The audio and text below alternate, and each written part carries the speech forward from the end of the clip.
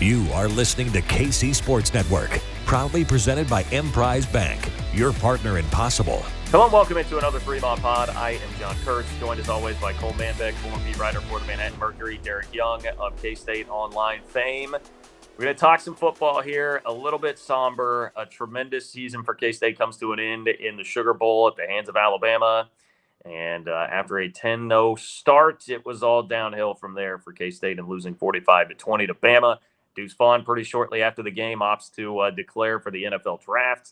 And now K-State looks further into the portal for answers at running back, nose guard, etc. We'll break it all down here on Fremont today, which, of course, is brought to you by 360 Vodka, Ben Holiday Bottled and Bond Bourbon, all the spirits you've come to know and love from Holiday Distillery. Shout out to everybody who was buying those as Christmas gifts that we saw on Twitter. Appreciate you guys for doing that, supporting great K-State folks who support our pod. So make sure you're stocked up with your 360 Vodka and Ben Holiday Bottled in Bond Bourbon. Sugar Bowl, look, fun trip. Glad I went to New Orleans.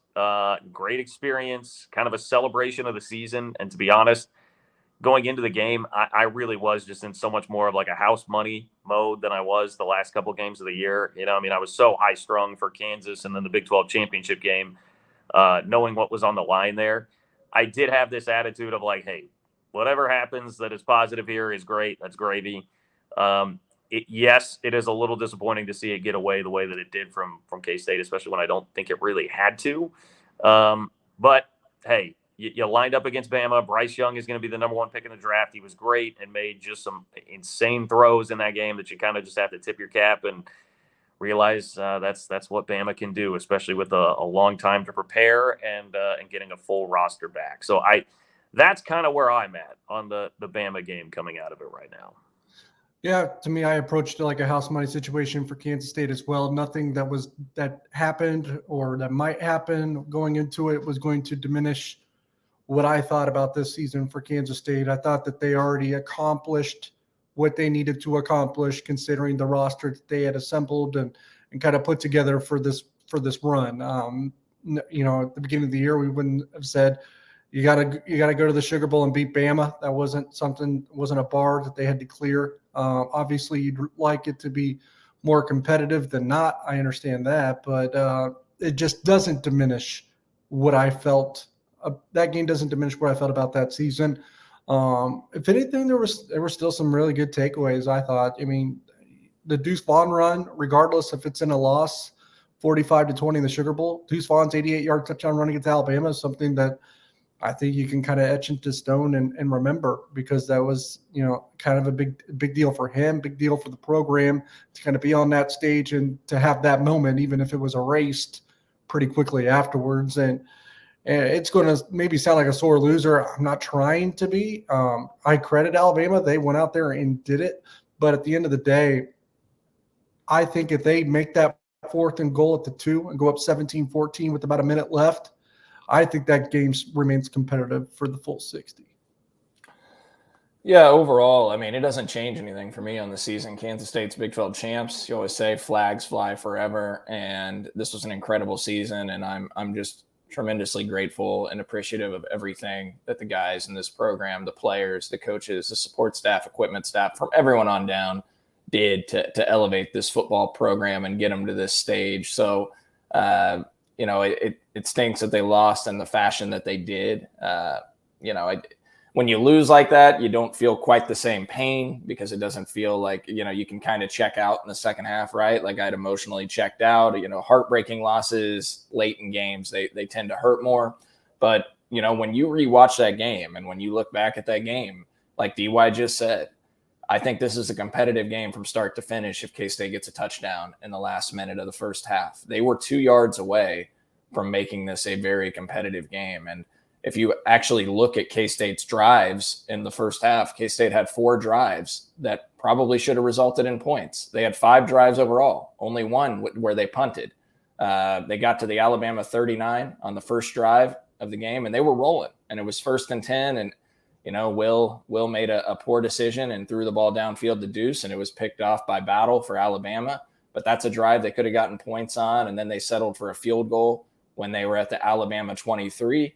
and they ended up getting the touchdown on the 88-yard run, and then they turned it over on downs on the last drive of the half, what was an 18-play drive, which was the perfect drive, that absorbed 10 minutes of clock. And if it could have resulted in a touchdown, that's one of those drives. You think back to Washington in the Holiday Bowl in 1999, not the same stage, but 20-play drive to seal that game against the Huskies that K-State had. That's kind of what that drive felt like. And unfortunately, things didn't work out, and it kind of snowballed from there. But I really do think if K-State gets a touchdown there, this is a game from start to finish. And I know those missed expectations is why Kleiman then made the decisions afterwards that he did to respond to them. And I know we're probably going to touch on it. I have a hard time criticizing some of those just because I think he knew he had to steal possessions once they missed out on those opportunities. Yeah, I mean, look, I'm not even still convinced that it's a competitive game all the way through if they get the touchdown to go up 17-14. I think then it's probably competitive through the third quarter. It just felt like Bryce Young was doing too much. That Bama was still probably going to win that game by a couple of scores, but it certainly would have looked a lot better, felt a lot better, been more competitive. I mean, we saw the number come out afterwards that 9 million people watched the Sugar Bowl. Could have held an audience for a little bit longer. I guess the competition was still Kentucky and Iowa, so I don't know if people were really tuning in eagerly to go watch their eyes bleed in that game, but. Point taken, it would have been huge. It would have been huge because not only are you scoring there, but then you're not immediately having the thing with the timeout called by Kleiman and kind of daring Bama to really try to move the ball offensively. They did. So it was a 14-point swing there at the end of the half. That was monstrous. The onside kick thing, I'm okay with that. Like, I get it. I understand, again, trying to steal possessions and that sort of thing. I'm still not crazy about the timeout call at the end of the half. We've seen that. Kleiman's done that a bunch of times, and maybe it's worked once. I don't know. And I feel like we see it with Andy Reid and the Chiefs sometimes. So maybe it's just I'm a little too close to it and scarred by some past experiences there. But especially Bama, I would have just thought, man, your offense is moving the ball, but it's not at a total blistering pace. I wouldn't have had enough confidence that you're going to get points out of that to really justify the risk of taking the timeout. That was the only one I didn't like. But overall, and I said this at the time during the game, if it comes with Kleiman going in with a screw it kind of attitude and being really aggressive overall, then I'm not really going to complain because that was one of the criticisms we had of him early on. In games like Baylor and Oklahoma State, like that first year in 2019, that he was just way too conservative and playing to try and keep the score close. And so I'm glad he abandoned that, especially in this sort of scenario. So yeah, I'm not going to pound him for it. That was the one decision that I really didn't love. Yeah, hindsight's 2020 for the timeout. I will say, I think if that works, you get a 3-and-out, you have a chance to score because you're going to get the ball back with about 50 seconds left in midfield. I mean, Bama was inside their own 10-yard line. So just field position-wise, you have a chance to get at least 3 there if it does work. And hindsight's 2020. I probably wouldn't have done it. He said, after the game, they're worried about explosive plays. You're kind of daring Bama to get an explosive play there by taking that timeout. But in his defense, I mean, I understand the need or the feeling of it being to necessitate stealing possessions after, like Cole said, you throw an interception on the Alabama side of the field. You have to settle for a field goal. You missed a 4th and goal at the 2. You're like, well, we just lost 3 possessions right there. We have to find a way to steal a couple. We have Bama pinned inside their own 5-yard line with a little over a minute left. That's a chance to steal a possession. So I still understand the rationale, even if it did not work. I probably wouldn't have done it, but I can understand it. In the second half, coming out with an onside kick, yes, it takes you out of the game right away. But I have a little secret for everyone. Alabama's probably going to score regardless of where they receive that kick. Things were humming for them at that point. The timeout thing, I get the criticism toward, and, I question it as well. But I've also questioned times in Chris Kleiman's coaching career at K-State where he didn't use a timeout in that situation, right? Yeah. And so I would be hypocritical if I were to, all out go after that decision. It didn't work out. It burnt K-State. But I do respect being aggressive, not trying to play for a moral victory, lose the game by 10, 14 points, but to go all out to get a win against a very talented Alabama team. And So I have respect for that. John, you mentioned Andy Reid. I feel like it's burnt the Chiefs like 5 times in that situation over the last 3 or 4 years when they do it. They did it to the Patriots a couple different times in the playoffs. And they also did it just last year to Josh Allen in Buffalo when they were pinned inside their own 5. And so I've seen that happen a lot. And, you get that first down stop. It's 2nd and 8, 2nd and 9. And then unfortunately, K-State took a couple bad angles and let that explosive run occur. And that's what got Alabama to go aggressive there at the end of the half. And that backfired. But I want to go back to the 4th and goal play call, guys. One of the things that surprised me, so they played Adrian Martinez 4 or 5 snaps late in the first quarter, early in the second half. 3rd and goal from the 2-yard line. Why don't you go Adrian Martinez there? I mean, what are your guys' thoughts? So that seems like the one situation where you do bring him in the game, and I was surprised they didn't do it. Yeah, I thought maybe they liked that jumbo package. I think they were working plays off of one another there. I think there was plays setting up the following play. So probably why they didn't go that route. Like you, I would have tried that. I think Alabama was pretty stiff there at the line of scrimmage. I think they were also, they were making plays off of one another. I think the 3rd down play was a product of the 1st down play. I think the 4th down play was a product of the 2nd down play. They were trying to catch Alabama because they knew how tough it was going to be to just smash it in there, mano-a-mano against that front. And it was understandable. Even the 4th down play, maybe not the highest percentage. There's probably not a high percentage play against Alabama in that situation. To be quite frank, they trusted Ben Sinnott to make a play, and it was a back shoulder throw. It's a touchdown play that they've ran 3 times this year to success. So I understand going back to the well. We always say, well, why don't you go use what got you there? They did on that 4th down play. I mean, that's a similar play to that scored against TCU on the road in a loss, I believe. So just from a farther distance out, that one was. But and Sinnott did make a play. He got loose from his guy, and Will Howard had trust in him to do it too. He just didn't put the ball on him, and the timing was a little misconstrued there because Bama probably did get away with a little bit of a hold. Yeah, the stumble. Who was it defending? Was it Anderson that was defending? Yeah, it was Anderson. See, he had it. I thought he had it covered up mostly, and then he fell. But when he fell, Anderson, that is, Will Howard was already in the motion of releasing the ball, and so I didn't like the 4th down call because it's a one-man route. Yeah, but I do think you love that matchup when you have Will Anderson in coverage versus your best receiving option. That's like I can live with it because like Sinnott has just been so damn good, and like though not all year. Yep. In the red zone. Yeah, like I get it. I get why they went to that. Now, if you want to go back to what Cole said and like, hey, start the sequence over with Adrian Martinez there once you got that close, totally down with that too. Completely understand that. They've been pretty good. I think back to they've had some of these plays down toward the goal line. Malik Knowles, like against Kansas.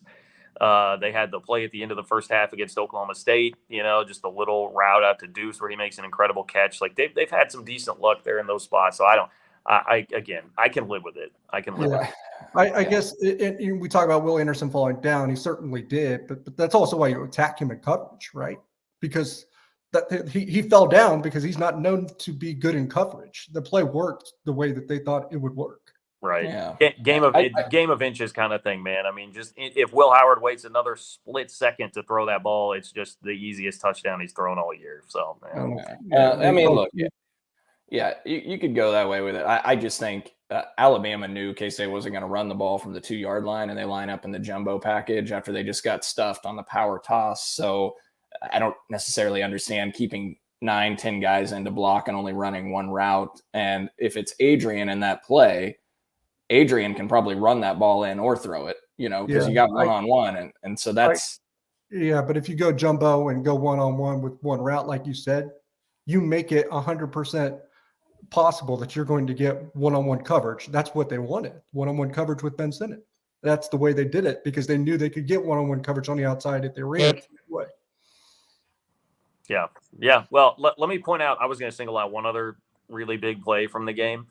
And it's one that I admittedly, I have not gone back and watched any of this. I was there at the game and got pretty checked out pretty fast when Bama started really putting it on K-State. Now, this was earlier in the game when you're still really locked in and engaged. But if we're going to point out, I mean, I'm looking at this and seeing the timestamp on it, and I'm like, damn, man. I mean, that first quarter, it is 10-0.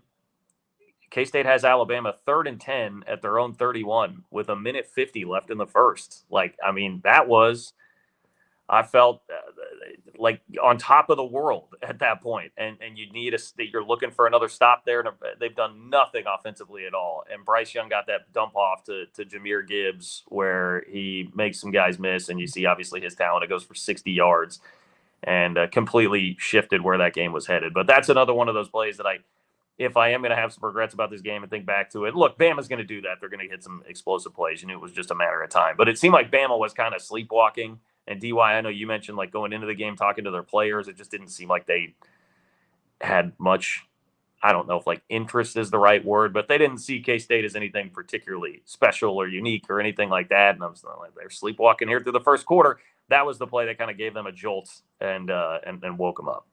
Yeah, I'm trying to remember. I think that was a product of missed tackles too. Jahmyr Gibbs got loose. It was a broken play. It was just Bryce Young improvising too. I don't think it was necessarily designed in the way that it unfolded, if I remember correctly. It was after the catch, so it wasn't a pick play, but you almost got like a little bit of a pick play because the guy just happened to be in the right spot at the right time to get in the way of a Kansas State defender that was chasing Jahmyr Gibbs across the field. So it was, I think, a product of bad tackles, bad luck, and Bryce Young doing what he does to extend plays and improvise. Yeah, it was I rewatched the game, rewatched the first half, and that was a play that stuck out live when it happened and a play that stuck out in my memory after the fact, because who knows where that game goes if K-State gets a stop there. They get a 3-and-out on the first Bama drive of the game. They force a punt after 6 plays on the second drive. They're up 10-0, and they almost had another 3-and-out. That was the third play of that drive. They're sitting in a 3rd and 10. K-State just made a very physical tackle on the running back, McClellan, to put it at 3rd and 10. And Robert Hintz is right there for a sack.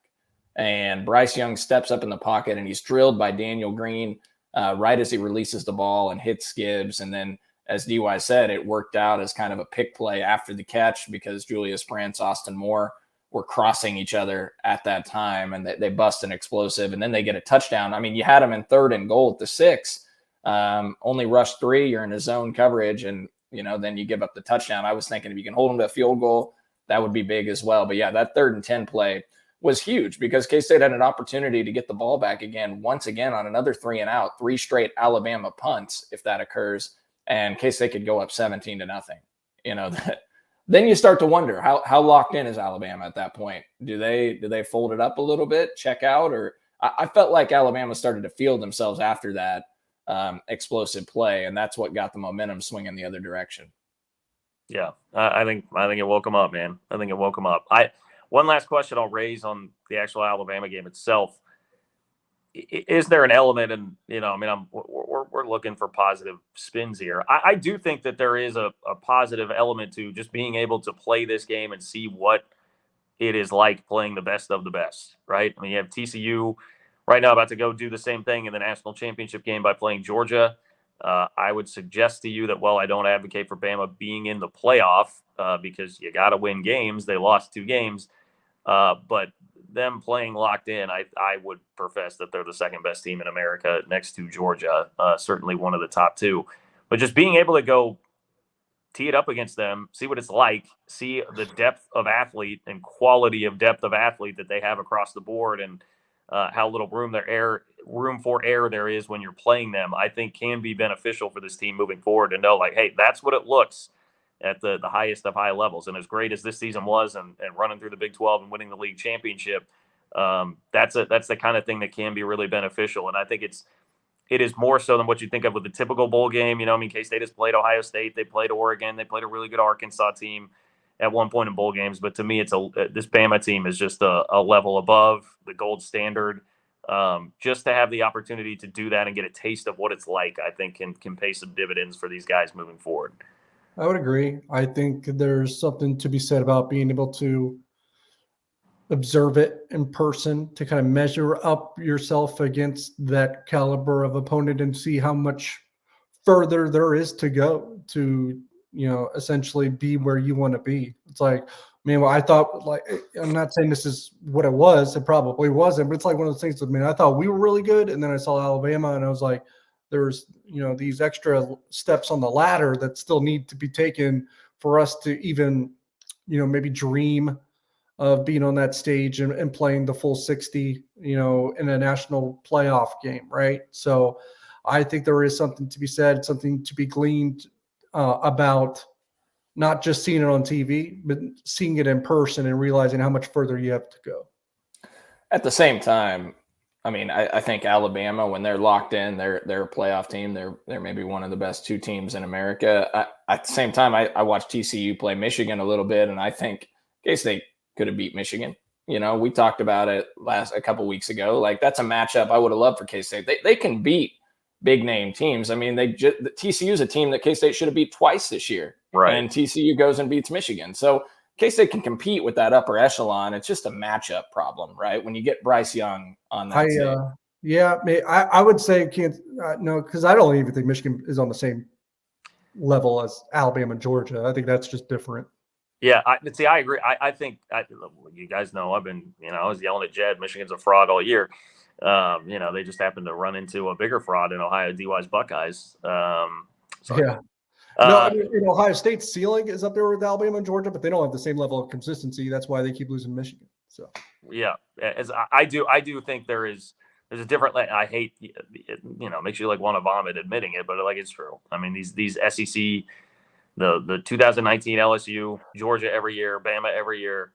These teams at the top of the SEC, like it is a different level, and that's what I fear. Look, I'm going to be rooting like hell for TCU in the national championship game. I hope they win it, but I am not very optimistic because I do think Georgia is a Michigan, but 3 levels. Let me go back to a Pokemon reference for you here. If you have like the middle evolution of a team, that's Michigan. The upper evolution, you're going from like Charmander to Charizard here with Georgia and what they actually are. Yeah, you saw it last year. And Michigan got their doors blown off them when they played Georgia.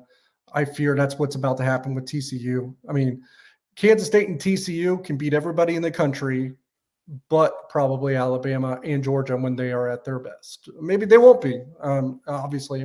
There's a reason why Alabama lost to LSU this year. I still, after seeing Alabama in person, I'm wondering how the heck that happened, right? So they also lost to Tennessee. But, Tennessee with Hendon Hooker is probably on that level, I would argue. So, yeah, I think Kansas State can beat any team in the country that isn't Alabama and that isn't Georgia. I think they can beat Ohio State because Ohio State plays down a level way too much. They can beat Michigan because Michigan is not as special as people think.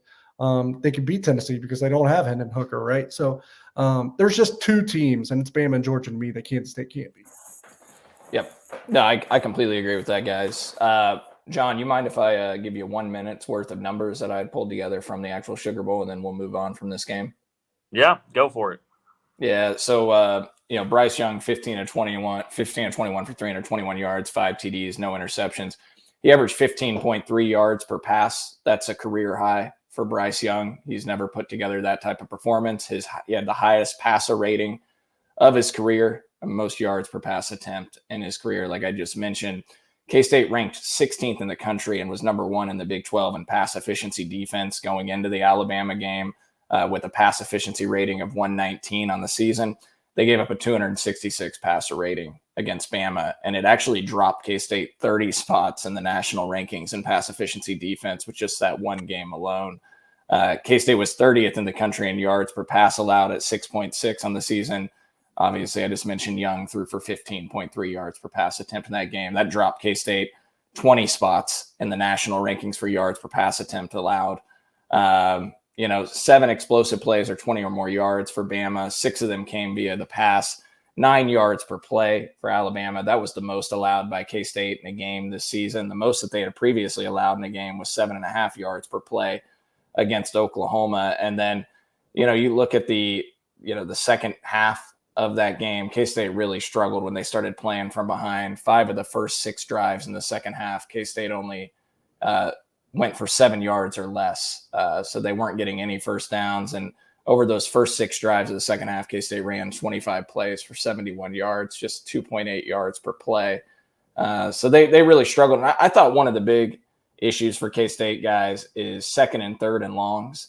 K-State had 13 third downs where they needed 8 or more yards in the game. And so you let Alabama just pin their ears back. Now, a couple of those third downs don't actually show up in the box score because Alabama committed penalties on them, so they got to replay the down. But K-State was in situations 13 times where they needed 8 or more yards on third down, and they had 12 second down plays where they needed 10 yards or more. So the success rate early on, first, second down, too many negative plays in that game. And I thought that allowed Alabama to really pin their ears back and pressure Will Howard and K-State's offense, and couldn't really get the running game going outside of that 88-yard touchdown run by Deuce.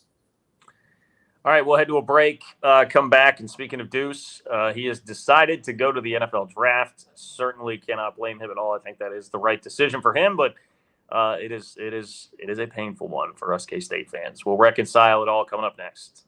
All right, back here on 3 Mod, John Kurtz, Derek Young, Cole Manbeck, all with you. Deuce Vaughn is headed to the NFL draft, made that decision pretty quickly in the aftermath of the Sugar Bowl. And I don't think it's really that surprising. I think early on, after the Big 12 championship game, there's some optimism that creeps up. You know, everybody was in just kind of riding the high of that. And there was a little bit more talk like, hey, maybe there's a chance here. But, man, especially you watch Deuce in that game pop off the big run against Alabama and just relate, like, he's ready, man. He's more than ready for the NFL. He's so damn good. And the reality of the situation for a running back right now, he's not going to get bigger, right? Which would be the one thing that would improve his stock. He's not going to get taller. That would maybe improve his stock a little bit. Running backs aren't exactly like typically shooting up draft boards anyway, and they have a short shelf life. If you look at guys in the NFL, shelf life's getting pretty darn short for a running back. So taking another year of hits at the college level without making NFL money, I mean, I'm sure K-State could get him a lot of NIL money, but not to the extent that he would make in the NFL. I mean, the decision to me becomes pretty clear there, even if Deuce is a guy who would have enjoyed another year of college. So wish him nothing but the best. An absolute legend. We can talk about his place in K-State history too. But first and foremost, I think it was the correct decision, no doubt, for Deuce to make there. When it comes to these stuff, I think the only correct decisions are the ones you want to do. If you want to do it, I think it's correct. I mean, business-wise, there's probably a right answer and a wrong answer, but just for a person themselves, I mean, if Deuce wanted to come back and chose to come back, I think it's correct. That's what he ultimately wanted to do. I think there was, just kind of hearing how that process came about over the last month or two. I think there was real desire on his end, or interest, I should say, on his end to run it back. I think he likes playing for Kansas State that much that it became that an obvious decision became a difficult one for him. It should have been easy because going to the NFL is a pretty easy decision given his situation and circumstances, but it became difficult because he was torn a little bit, I think, and wanted to thought about returning because he loves Kansas State, loves his teammates, and loves his coaches, and that's something that he's really going to miss. So I think that's what made it difficult. And in the end, I probably talked about almost 40 people about it, right? And there was probably close to 30, 35 mentioning a real possibility that he returns. But, my best 2 or 3 were just all along approached it as a foregone conclusion that he would be exiting for the NFL draft. That's ultimately what happened. I think he's going to have a great NFL career. I could see him playing 10 plus years in the NFL and some sort of role, even if it isn't a primary one, and being just everything that an NFL team would love to have. Yeah, I mean, selfishly, I would love to have Deuce back for one more year because when he announced, it kind of hit me with reality. I think I really expected it to come based off what you had heard, DY, but the reality really sunk in that night on Monday night when the official announcement came out, and I came to the realization that I would no longer get to watch Deuce Vaughn on Saturdays play for Kansas State, and he's the ultimate perfect representation of Kansas State. Anybody would want a Deuce Vaughn on their team, not just because he's a tremendous player, but because of how he represents himself off the field and carries himself. Charismatic, tremendous leader, great teammate, as selfless as he could be. I'm just going to miss him a lot. Just from all the different aspects and what he does on Saturdays as well. So it's a blow, but one that I think is probably the right decision for him. He's not going to get any bigger, and there's only so many hits that he can take on his body. And look, in the NFL, the players are bigger and stronger, right? But he's not going to be getting 25, 30 hits on his body a game. It's going to be probably more of a role where he's getting 7 to 10 touches a game, depending on what team he goes to and what situation. I myself, being a Chiefs fan, am really hoping the Chiefs grab him in the 4th or 5th round. I would love Deuce Vaughn with Andy Reid and Patrick Mahomes, and also just be able to watch him every Sunday as well, having him on TV. So I hope that's what happens. I hope Deuce has a tremendous NFL career, and I'm certain that he will, just given his work ethic and his talent. An NFL team is going to be very lucky to have him.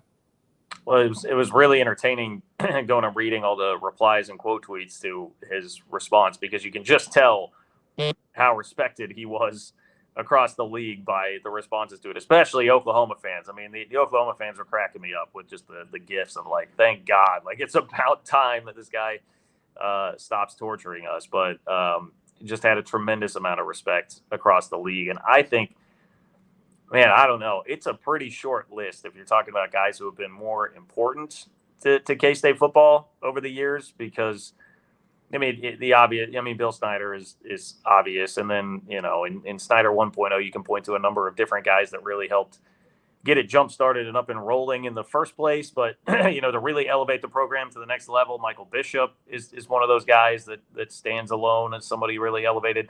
Snyder 2.0, obviously Colin Klein, somebody who really elevated and helped take it to the next level. But if we're talking about now the Chris Kleiman era and proving that somebody other than Bill Snyder can win big at K-State and win a Big 12 championship, I mean, it's Deuce Vaughn that sets the tone for that, for everything that you just said, not just the phenomenal talent that he was on the field, but everything he meant to the locker room and how big of a deal was culture in getting things turned around after 2020 with what went down there and how quickly they were able to turn it around.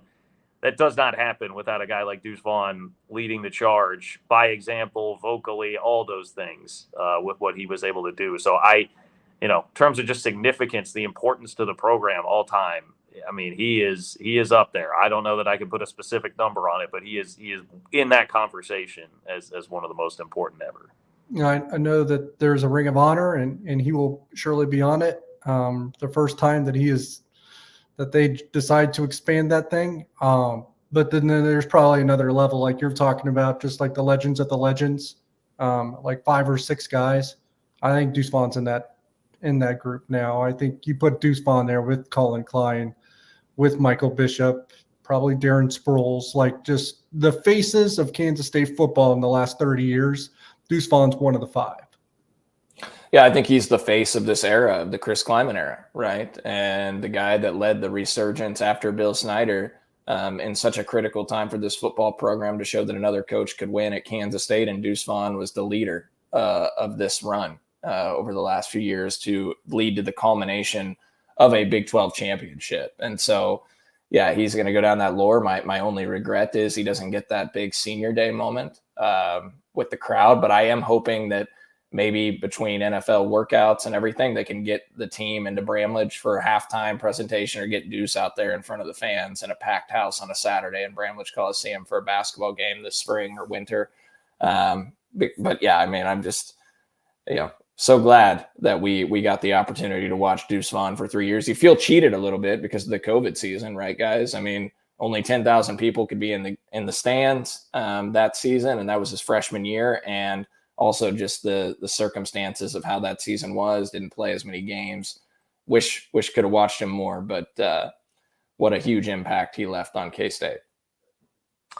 Yeah, I'll take the time that we got with him, man, and be thrilled with it, no doubt, with everything that he did. So appreciate Deuce Vaughn, man, sincerely. And I think another part of this too is I fully expect, like DY, that he will have a very good NFL career and continue to be relevant. And I think that helps elevate, your lore too, because clearly it did with a guy like Darren Sproles in the career that he had in the NFL.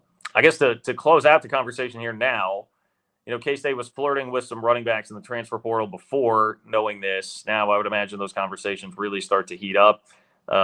We know K-State's been after a nose guard, which can be tough to find in the portal. Where do things stand right now, DY, just in general in terms of portal recruiting for K-State and names to watch out for, positions to watch out for, et cetera? Yeah, certainly nose guard and running back are at the top of the list. And even nose guard might even be number one. Running back, you need one, but maybe it's not as – I mean, they're going to get one, but maybe it's not as pressing as nose guard just because you got Joe Jackson coming in. You still got DJ Giddens. So you still got people that you can rely on. They really need a jolt at nose guard. I think, just names I will say just keep an eye on would be Lawrence Johnson, the nose guard at Purdue. He's had a really good career in West Lafayette. He entered the transfer portal. I think Louisville is going to be quite a player for him, and I don't know that's going to go K-State's way, but they're going to try. The D-tack or the nose guard out of Utah Tech, and I didn't know Utah Tech existed until now either for those listening, but his name's Justin Kirkland. He's actually pretty sought after right now, but it appears to be a two-team race in my eyes between Kansas State and Oklahoma State. The Pokes have done really good in the transfer portal. I've already had him on campus. The fact that that was before the dead period, so that's been kind of a dormant recruitment for the last 2 weeks. He didn't just go and commit to the Pokes, so you like that. So maybe he's just waiting to visit to Kansas State and is in Manhattan this weekend. We'll see. I think there's some rumblings about that. So Justin Kirkland of Utah Tech is probably one to keep an eye on. And running back, obviously some have already slipped through their fingers, like Sean Tyler from Western Michigan. I think he picked Oklahoma State. Sean Dollars, Harrison Whaley, some guys that they really pursued, but Whaley they probably backed off of there at the end. I think the running back names to watch out for, maybe Naquan Wright at Florida, Trayshawn Ward at Florida State. Those two just entered the transfer portal recently. Probably going to be hard to get. But you got something to sell, a little bit more juice there at the running back position when you can say, look what we just did with Deuce Vaughn, and maybe that moves the needle for some guys that otherwise wouldn't be available to them. The Montana State running back is the all-time leading rusher at Montana State. It's an FCS program that's had some success. His name's Isaiah Ifonse, I believe. He's got over 3,000 career rushing yards, I think over 25 touchdowns. That's probably another name to keep an eye on. Cole, any final thoughts on the transfers here, where the roster's at?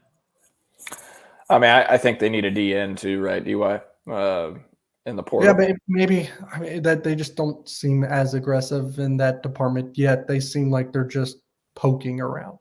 Yeah, I think I have some concerns around the pass rush with Felix in all likelihood leaving. And, you hope Nate Matlack makes the jump next year. I thought he was going to make the jump this year. We know he was banged up early in the year, but he had two bad wheels. Yeah. Yeah. But, unfortunately he didn't have the season that I think we had hoped for. He'll have to make a jump. Brendan Mott was solid, but I think you need another edge rusher. So hopefully they can land that. The problem is, as you guys know, that's very hard to land in the portal. Nose tackle and DNs that can really rush the passer because they're such coveted positions. I'm confident that they'll get a talented running back that'll want to come in and play in this system and play with Will Howard and this offensive line and the way that they run the football coming off the heels of what Deuce Vaughn's done. So I think they'll land a talented back. And is this weekend the last weekend you can take visits? Is transfers, DY? How's this work? Yeah, probably. Although maybe in the next 2 weeks, I'd have to look at it. I think it opens up on January 4th, which is the day that we're recording this. So that's interesting. Look, I mean, I don't know that there's another dead period coming up, so to speak, that they can't. But I mean, a lot of these guys are going to want to be on campus pretty soon. So that's probably what they're working up against the most. Yep. So, yeah, because January 17th is the first day of the winter semester, right? Spring semester. And so you got less than 2 weeks now. And I mean, I know these guys can enroll sometimes like a week or two later too. But most of these guys you're going to want in for spring ball. So decisions, it sounds like we'll probably in the next week, hopefully have some new transfers committing to Kansas State. And they'll want a safety too. I didn't mention that. They want another safety. That's why Oklahoma State transfer Thomas Harper. He visited Kansas State before the dead period. I think he's got some SEC schools on him as well, but that's another possibility. Would love that. Would be very excited about him. But yeah, a lot to shake out here. I mean, this is the world we're in, the era we're in.